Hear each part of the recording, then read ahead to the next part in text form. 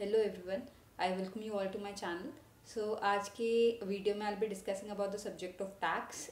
Basically I will be discussing about how to revise this subject and 1.5 days में कैसे करना है, देन 15 मिनट्स के रीडिंग टाइम में क्या करना है एंड 3 आवर्स में क्या करना है। एमसीक्यू से रिलेटेड चीज़ें होंगी एंड कुछ मिस्टेक्स जो यूजुअली स्टूडेंट्स कर देते हैं उसके बारे में बात करेंगे। So talking about the marks I got, so I got around 60 marks, I don't remember exactly. And how I revised the things, let's start with that. So जो मेरा तरीका था वो ये था कि I started with indirect taxation, that is GST. Because GST आपका 40 marks constitute करता है and it takes very much less time as compare to your direct tax. So जितने में आप डायरेक्ट टैक्स स्टार्ट करोगे तो उसमें ज़्यादा टाइम लग जाएगा, तो जीएसटी आप स्टार्ट कर सकते हो जीएसटी से। एंड उसके अंदर भी आई वुड रिकमेंड कि आप सारे ही चैप्टर्स करो एंड जीएसटी कम्प्लीटली पढ़ के जाओ। बट स्टार्ट करने के लिए आप कुछ चैप्टर्स करके स्टार्ट पहले कर सकते हो, like ITC, registration, time of supply, value of supply, exemption, payment of tax. In chapters को आप पहले देख लो एंड बाकी के चैप्टर्स को इसके बाद। तो ये सीरीज़ आपकी रहेगी जीएसटी करने में। जीएसटी में आई वोंट रिकमेंड कि आप एक भी चीज़ छोड़ो, प्लीज़ सारा कुछ करके जाना।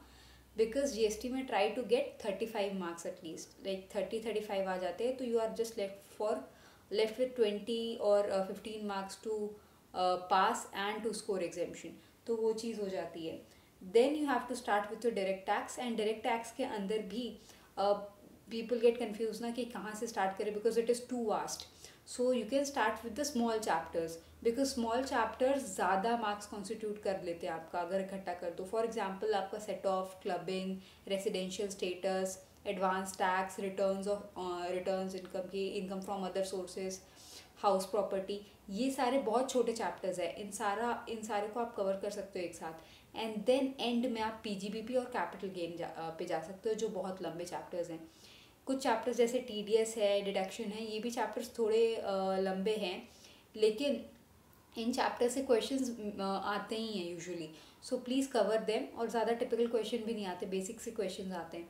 तो ये चैप्टर्स जैसे टीडीएस हो गया, डिडक्शन हो गया, इन चैप्टर्स के लिए निमोनिक्स आप यूज़ कर सकते हो। मैंने भी निमोनिक्स से याद किया हुआ था टीडीएस वगैरह को, तो उसके लिए आप निमोनिक्स ट्राई कर सकते हो। यूट्यूब पे बहुत सारे टीचर्स ने डाला हुआ है, जिसका भी आपको पसंद आता है उस निमोनिक्स को आप यूज़ कर सकते हो। देन आप स्टार्टिंग में easy chapters, clubbing, set of, ये सारे कर लो, फिर आप टीडीएस वगैरह कर लो निमोनिक्स के थ्रू, एंड देन एंड में आप पीजीबीपी एंड कैपिटल गेन उठाओ, ताकि आपका जल्दी चीज़ें कवर हो जाए। ऐसा ना हो कि आप कैपिटल गेन या पीजीबीपी लेके बैठ गए स्टार्टिंग में एंड आपका बाकी सारा रह गया, सिर्फ यही हो पाया। तो आपको स्मार्टली काम करना होगा इस चीज़ में। एंड देन आप रिवाइज कर सकते हो अपने 1.5 डेज वाली आरटीपी एमटीपीज़ को, अगर आपके पास टाइम बचता है तो 1.5 डेज में ये आपका रहने वाला है। और इवन अभी भी आप प्री प्रैक्टिस अगर कर रहे हो अपने 1.5 डेज में, तो इसी सीरीज़ में करो चीज़ों को। So this was about the revision. Now if you come to MCQs, so MCQs के लिए आई वॉज रिसीविंग क्वेरीज कि आईसीआई एमसीक्यू बुकलेट से ही क्या आता है, या आपके मार्क्स कितने आए थे, all of these things. So since I have not received my certified copies yet, तो मेरे पास पता नहीं है मेरे को कि कितना मेरा एमसीक्यू में मार्क्स आए। But what I did was कि मैंने एमसीक्यू बुकलेट जो आईसीआई की है, उसका जो ऊपर थ्योरी वाले क्वेश्चंस होते हैं, थ्योरी प्रैक्टिकल दोनों ही, बट केस स्टडी नहीं होता उसके अंदर, लॉन्ग वाले केस स्टडीज़। सो लॉन्ग वाले केस स्टडीज़ मैंने सारे नहीं किए थे। मेरे पास जितना टाइम था उसमें जितने मेरे हो पाए। उसके अलावा जो उसके ऊपर आपके 100-200, आई डोंट रिमेंबर एग्जैक्टली, जितने भी थियोरेटिकल एंड प्रैक्टिकल क्वेश्चंस थे वो सारे मैंने आईसीआईएमसी की बुकलेट के किए थे, GST and income tax both. तो वो मैंने किया हुआ था और उसको 3-4 बार किया हुआ था। उससे क्या हुआ, मेरे को एक आइडिया मिल गया ऐसे क्वेश्चन आएंगे। उसके साथ में मैंने बहुत सारे यूट्यूब पे टीचर्स ने सेशंस मतलब यूट्यूब पे डाले हुए थे इनकम टैक्स से क्वेश्चंस, या उन्होंने टेस्ट वेस्ट लिए थे, वो चीज़ मैंने की थी 1-2 टीचर्स की। बट बेसिकली मेरा आईसीआई वाला चला था, एंड उसके अलावा जो मैंने मॉक एग्जाम्स दिए थे उनसे मेरी प्रैक्टिस हुई थी, और आरटीपी एमटीपी जो मैंने सॉल्व किया था उसके थ्रू। इसके अलावा मैंने ज़्यादा कुछ नहीं किया था। जो यूट्यूब का मैंने बताया वो भी मैंने बहुत कम किया था। तो इससे मेरे को आइडिया मिल गया, और उसी टाइप के सिमिलर क्वेश्चंस आ जाते हैं। एग्जैक्ट क्वेश्चंस नहीं आते आईसीआईएमसी की बुकलेट से, मेरे को जितना याद है, लेकिन उसी के सिमिलर आए थे, मतलब वहीं से मिलते जुलते क्वेश्चंस थे, तो I was able to do them. और बाकी पूरा डिपेंड करता है आपकी कंसेप्चुअल क्लैरिटी पे। अगर आपके कंसेप्ट क्लियर, आपके प्रोविजंस याद हैं, तो आप कर लोगे। डायरेक्ट टैक्स एंड जीएसटी सब में ही एक चीज़ बहुत इंपॉर्टेंट है स्पेसिफिकली फॉर डायरेक्ट टैक्स की, बहुत सारे प्रोविजंस एक साथ लगते हैं आपके क्वेश्चन के अंदर। तो आपकी प्रोविजन पे जितनी अच्छी पकड़ होगी ना उतना ज़्यादा आपको अच्छा रहेगा। तो उसके लिए आपको क्या करना है, मल्टीपल रिविजन्स करनी है और रिकॉल करने पे ज़्यादा फोकस करना है rather than just mugging up things, या फिर आप जस्ट रीड कर रहे हो। नहीं, आप रिकॉल करके देखो whether you are able to recall the points और द प्रोविजंस जो भी पर्टिकुलर क्वेश्चन में लगेंगे। तो रिविजन के टाइम रिकॉल करके आप रिवाइज करो तो ज़्यादा बेनिफिशियल होगा। Then we come to a point कि हम लोग 15 मिनट्स का मैंने बता दिया एंड उसका फॉर्मेट ऑफ आंसर्स क्या होंगी। फॉर्मेट ऑफ आंसर्स आपके सबसे पहले जो है ना डीटी का डिस्कस करते हैं, उसके अंदर जो प्रैक्टिकल क्वेश्चन न्यूमेरिकल क्वेश्चन आती हैं इन क्वेश्चन नंबर 1 बेसिकली। तो वो क्वेश्चन नंबर 1 आपका अटेम्प्ट होता है पहले name of assessee and then previous year और असेसमेंट ईयर एंड देन आपका जो टेबल या स्टेटमेंट जो भी आप बोलो वो बनता है। उसमें ऊपर इन रुपीज़ आपने लिखना होता है साइड में कॉर्नर में, एंड आपका जो स्टेटमेंट बना इनकम फ्रॉम अदर सोर्सेज फिर स्टार्ट कर दिया है जो भी क्वेश्चन आपका आया ऐसा वाला वो ऐसे किया। और फाइनल आंसर जो है ना आपका स्टेटमेंट के नीचे आपको उसको बॉक्स के अंदर डाल देना है। This would be the format for the numerical questions.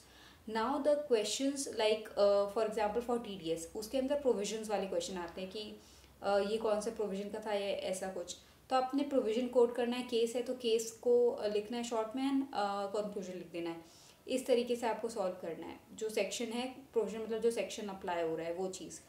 और जीएसटी के अंदर आपके न्यूमेरिकल क्वेश्चंस भी आते हैं तो उधर आप उसका प्रॉपर वे होता है करने का, अलग अलग क्वेश्चन का टेबल बना के कहीं डायरेक्ट भी लग जाता आंसर्स आ जाते हैं, तो वैसे आपको सॉल्व करना है। और जो थ्योरी वाले क्वेश्चंस उसमें जो भी सेक्शन आपका जीएसटी का है उसे कोड करके एंड देन आपको आगे अपने केस में अप्लाई करके आंसर करना है, जैसे लॉ के अंदर हम लोग किया करते हैं। जीएसटी के अंदर वैसे ही रहता है, provision and then case and then conclusion. So this was the format of your answers. और एक इम्पॉर्टेंट पॉइंट है कि direct tax and indirect tax मतलब टैक्सेशन के पेपर में ना paper becomes very lengthy to attempt, तो आपको स्पीड स्टार्टिंग से ही मेंटेन करनी है ताकि पेपर आपका छूटे ना।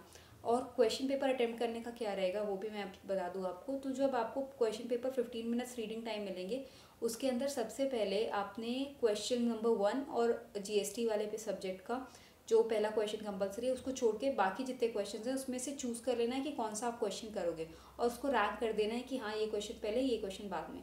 उसके बाद में आपको अपने क्वेश्चन को आप क्वेश्चन पेपर के अंदर ना छोटे छोटे लिख सकते हो, हाँ इसमें ये सेक्शन लगाए, क्योंकि उस समय तुरंत तुरंत याद आती हैं चीज़ें, तो आप छोटा छोटा लिख दो कि हाँ ये इसमें ये सेक्शन लगाए, टीडीएस का कोई सेक्शन याद आ गया वो लिख दिया। और उसके बाद आपने स्टार्ट करना है पेपर को। जब 3 आवर्स स्टार्ट होते हैं तो आपको एमसीक्यू बुकलेट मिलती है। तो मेरा क्या हमेशा से प्लान रहता था कि I use to do the MCQ first and then move to the descriptive questions, because I had this perception in my mind कि शायद कोई MCQ का क्वेश्चन मैच कर जाए डिस्क्रिप्टिव वाले क्वेश्चन से तो मेरे प्रोविजन को रिकॉल करने में मेहनत थोड़ी कम लगेगी या थोड़ी हेल्प हो जाएगी। उस चीज़ से मैं वो चीज़ की वजह से I use to do MCQs first. तो MCQs में भी जो तुरंत सॉल्व हो जाते थे वो पहले सॉल्व कर दिए, एंड जो जिसमें टाइम लग सकता था एक बार रीड करने के बाद तुरंत आंसर नहीं आता था उसको सर्कल कर दिया और उसको एकदम एंड में करते थे हम जब डिस्क्रिप्टिव हो जाते थे तब। तो इस तरीके से MCQ पहले किया, उसके बाद डिस्क्रिप्टिव पे मूव किया। डिस्क्रिप्टिव में भी I use to do GST first and then your income tax. GST के अंदर I use to do the questions जो अच्छे से आते हैं वो सारे कर लिए और पूरा GST निपटा दिया। उसके बाद इनकम टैक्स के लिए दूसरी कॉपी जो मिलती है, इनकम टैक्स की अलग आपको आंसर शीट मिलेगी, GST की अलग, उसके बाद आप इनकम टैक्स की आंसर शीट उठाओ।